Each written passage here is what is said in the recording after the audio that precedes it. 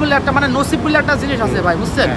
সহজে সফলতা কারোর আসে, কারোর সহজে আসে না, বুঝছেন? আসসালামু আলাইকুম গাইস, এক প্রবাসী ভাইয়ের কিছু কষ্টের কথা শুনবো এবং আপনাদেরকে শোনাবো।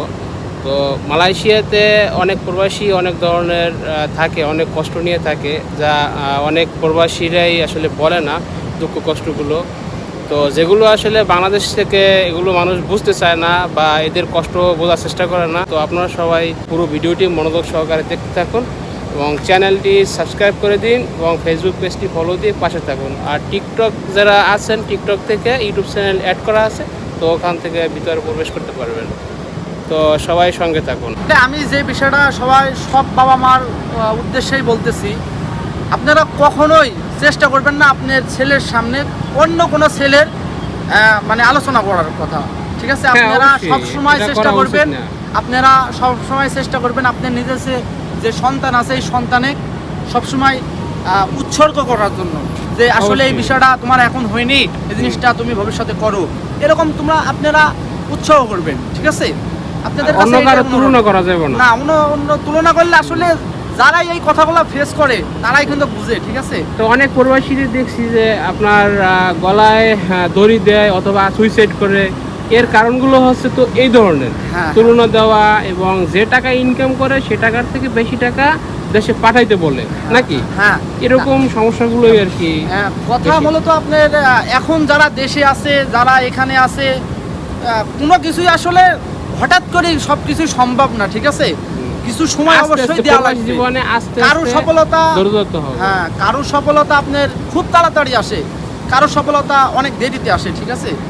একটা আপনার কাছে সবার কাছে, সব বাবা মার কাছে আমার অনুরোধ থাকবে যে আপনারা কোনো সময়তেই নিজের ছেলের সামনে অন্যের ছেলের এইটা করছে ওইটা করছে কবে করবি এইটা খবরদার আমার অনুরোধ রাখবে সবার কাছে। না ঠিক আছে ভাই, আপনার কথাগুলো খুব সুন্দর লাগলো।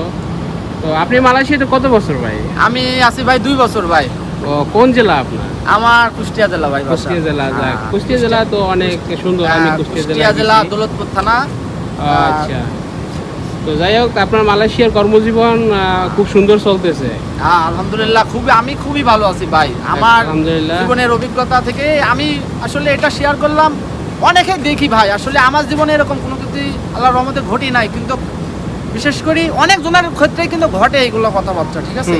তাই শেয়ার করার মতো আমার মনে হলো ভাই, আমি তাই শেয়ার করলাম। না অবশ্যই আপনার কথাগুলো আপনি শেয়ার করছেন, অবশ্যই অনেক প্রবাসীরাই শুনবে।